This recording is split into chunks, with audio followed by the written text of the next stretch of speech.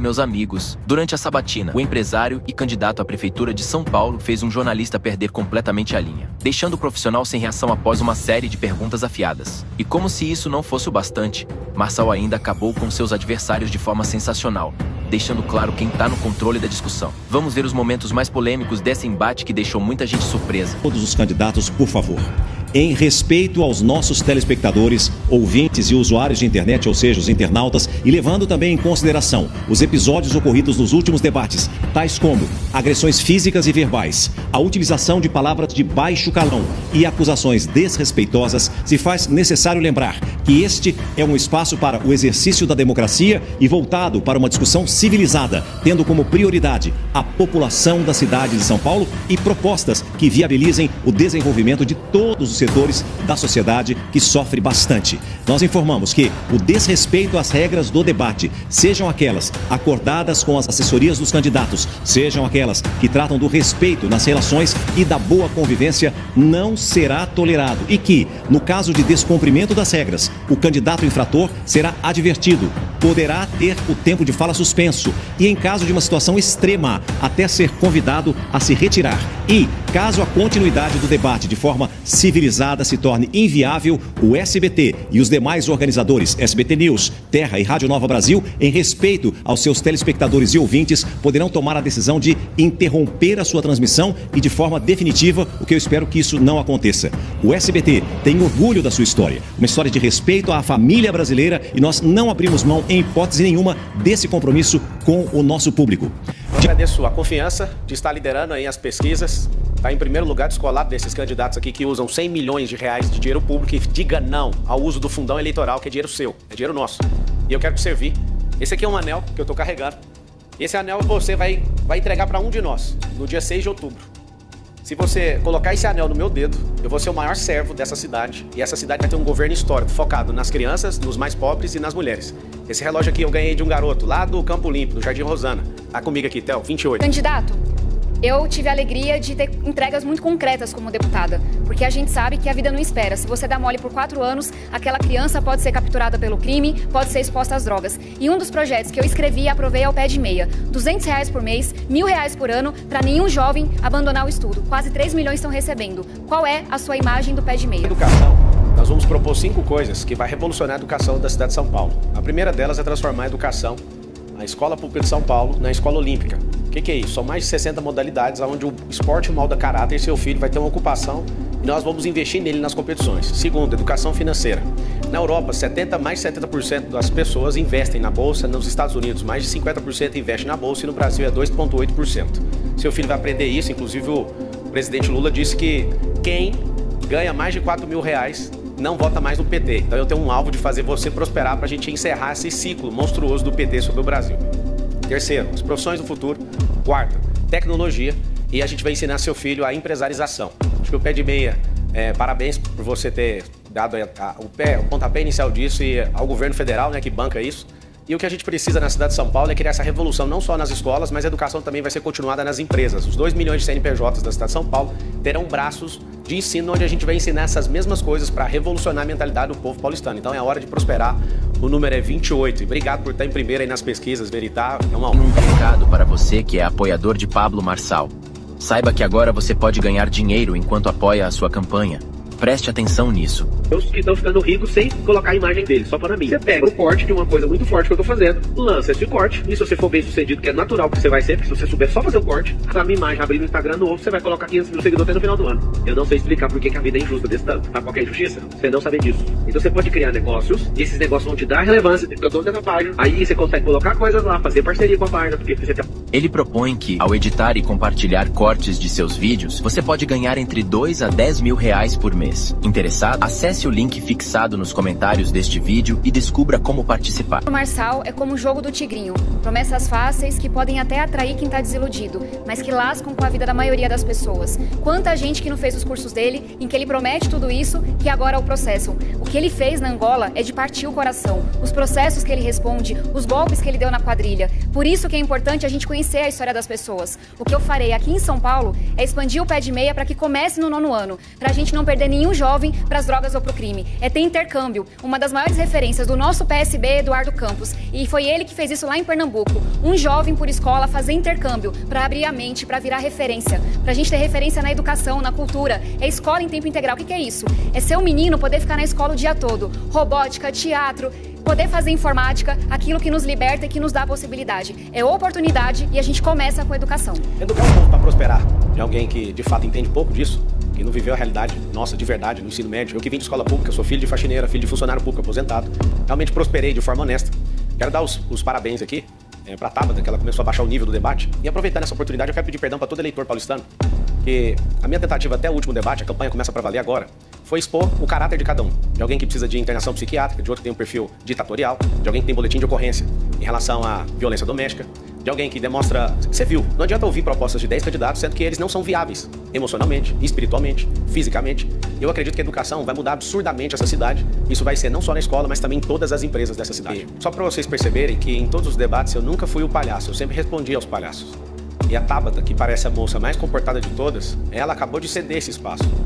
A grande verdade é que alguém escrever sua proposta ou chamar um marqueteiro para fazer você ficar parecendo um Lulinha, Paz e Amor não vai convencer ninguém. As pessoas querem saber a sua pior versão e a sua melhor. A minha pior eu já mostrei nos debates. A partir de agora você vai ver alguém que tem postura de governante, que de fato gerou riqueza, que gerou mais empregos, que de fato é o único candidato que pode tirar você dessa miséria, que você, ao tomar uma decisão no dia da vingança, que é dia 6 de outubro, você vai apertar o número 28, porque é o único aqui que tem uma única chance de tirar você dessa miserabilidade. A cidade ela tá travada como se fosse alguém que não tem sangue fluindo nas suas veias. A gente não conseguiu, como povo, terminar o Rodoanel Norte de 44 quilômetros. A gente não consegue fazer coisas simples de virar à direita no giro de quadra com o sinal vermelho. Isso aumentaria 16% o fluxo na cidade. A gente não tem nenhum candidato aqui com ideia inovadora sobre resolver, a não ser o 28. Eu quero saber de você, Marina, qual a ideia inovadora para a mobilidade? Obrigada pela pergunta, Pablo. A primeira ideia inovadora, gente, é não votar na esquerda que ao invés de financiar, por exemplo, metrô e transporte público aqui na cidade de São Paulo, para você que tanto precisa, preferiu financiar metrô lá na Venezuela. Que ao invés de investir aqui no nosso país para cuidar da nossa população, preferiu fazer isso em Cuba. Esse é o primeiro ponto. O que me trouxe, Marçal, aqui para a política foi o que eu vi lá em Brasília. Eu fui convidada para o Ministério da Economia para cuidar das empresas estatais. E o que a gente fez ali foi uma limpa. A gente tirou toda a ineficiência e todos os escândalos de corrupção. Como, gente? Acabando com os parasitas, acabando com as mamatas, acabando com os esquemas. Agora você vê só, a gente trabalha metade do ano para pagar imposto. E o nosso dinheiro está indo o quê? Ao invés de ir para prender bandido, para prender traficante, a gente está aí com 40 mil pessoas na saidinha agora no estado de São Paulo. Então tenham cuidado. Agora, ao invés disso não, a gente financia o judiciário mais caro do mundo, que põe na rua corruptos, que põe na rua bandidos, que põe na rua aqueles criminosos que a polícia prende. Então, em primeiro lugar... Soluções para a mobilidade da cidade de São Paulo. Geração de 2 milhões de empregos nas periferias, criando um cinturão de 120 quilômetros. Esse cinturão vai ser um amortecedor de fluxo das 38 cidades que compõem a região metropolitana da cidade de São Paulo. Nós vamos criar via expressa controlada por câmeras inteligentes. 2 ou mais pessoas dentro do carro vai poder trafegar à esquerda nas marginais. Nós vamos criar os bolsões de estacionamento nas 10 rodovias que entram na cidade de São Paulo, porque mais de 350 mil carros vêm de outras cidades e entram com 1 ou 2 pessoas, trazendo essa lentidão no trânsito, essa poluição. Nós vamos fazer o gira-quadra, que é igual acontece nos Estados Unidos. Não vai ter nenhum aumento em infraestrutura, mas você vai tratar o sinal vermelho quando não estiver passando ninguém como pare. Já funciona há décadas nos Estados Unidos. Nós vamos eletrificar a frota. Essa eletrificação depende do governo do estado e liberar a isenção de IPVA, como no Distrito Federal, para que a gente possa ter um movimento em eletrificar essa frota. E o que a gente precisa também é colocar nas periferias os teleféricos para fluir melhor a vida de vocês com esse investimento em infraestrutura. Assisti muitas entrevistas do senhor sobre o tema, o senhor já falou de ideias de colocar uma mesa na Cracolândia com ex-dependentes químicos para que ele converse com as pessoas do fluxo. O senhor já até falou, disse uma vez num podcast que o senhor pretendia passar uma noite na Cracolândia, mas eu queria lhe fazer uma pergunta específica de parte do problema. Qual é o seu projeto para que as pessoas que vivem no fluxo hoje, elas tenham emprego e moradia? O censo da Cracolândia já mostrou que a grande maioria é oriunda do sistema penitenciário. Elas têm, além da dependência química, esse grave problema social. Então, qual é o seu projeto, concretamente falando, para conseguir fazer com que essas pessoas tenham onde trabalhar e onde morar? Todo mundo que está assistindo pode entrar agora no Instagram, Pablo Marcal por SP. Meu time vai postar um vídeo onde eu abordo uma pessoa da Cracolândia e pergunto o motivo dela estar ali e explico, né, o porquê que muitas pessoas não saem dali. Hoje a gente deve ter aí, hoje, esparramado pela cidade, 40 focos de Cracolândia. Ali na Santa Ifigênia já chegamos a ter 8.000 pessoas ali em 45 quadras. Tem 3 cenários. A gente precisa de convencer essa pessoa na situação de rua.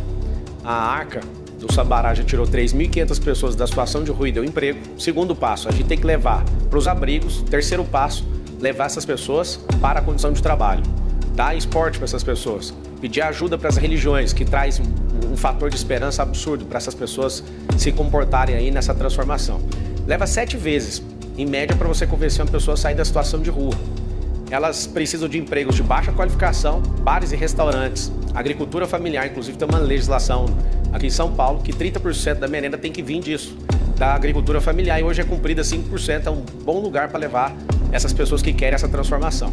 Então a grande verdade é que isso é tratar o efeito. A gente precisa sanear a entrada dessas pessoas que estão vindo de outros municípios onde não tem mendigos, estão despejando aqui, e tratar na questão esportiva, porque você não acha gente que é esportista na situação de rua hoje. Então nós vamos tratar na escola municipal também. Tentar, inclusive, varrer a Cracolândia, espalhar a Cracolândia para ver se não ia atrapalhar no ano eleitoral. Resultado, 72 pontos de Cracolândia. Tem na Irvante, tem no CEAGESP, tem na Penha, não é só na região central. Qual que é o desafio aqui? É entender que tem bandido e tem doente. Quando a gente fala de bandido, não tem coitadinho, não. Eu cansei de perder gente que cresceu comigo, que foi cooptada pelo crime, que entrou no mundo das drogas. É uma destruição daquela pessoa, de toda a família, de todo o entorno. É trabalhar com as polícias, é entender se tem agente público envolvido, é fechar hotel, ferro velho, é garantir que o crack não está entrando e o dinheiro não está saindo. E é olhar com humanidade pro doente. Eu perdi meu pai para as drogas, meu pai sempre quis se internar, nunca encontrou uma vaga no serviço público. São Paulo hoje não tem vaga para tratar quem está doente. Tem que olhar para a saúde, dar emprego e moradia, e é isso que eu farei. É minha vida. Eu fui há 15 dias atrás em El Salvador, um país que está até 15 dias atrás com 695 dias sem um único homicídio. E eu fui no lugar, no centro da cidade, em São Salvador, que existia a Cracolândia, e já não existe mais. Lá tem um presidente que foi prefeito da capital, ele é um cara jovem, ele é um cara de mídias sociais também e que revolucionou aquela cidade e aquele país. Tem como resolver. Eu senti a energia da solução, e você que tem familiares nessa situação, nós vamos colocar anjos da guarda. O que é isso? Vocês são 80.000 pessoas, nós vamos colocar 80.000 pessoas de anjo da guarda para ficar com essa pessoa até ela ser migrada para o abrigo e depois para o emprego.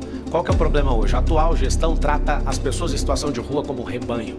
E aí não tem como, não tem um metadado, não tem a gestão numérica disso. E essas pessoas tomam jatos de água, elas são esparramadas pela cidade, porque de fato a prefeitura investe 1 bilhão e aumentou 23% no último ano as pessoas em situação de rua. Eu sou o único candidato nesse debate que não tem nenhum recurso de dinheiro público, nem tempo de TV, nem rádio, nem coligação, e não estou devendo a prefeitura para ninguém, absolutamente. A campanha é: não vote em quem usa dinheiro do fundo eleitoral. Meu número é 28 e você já sabe.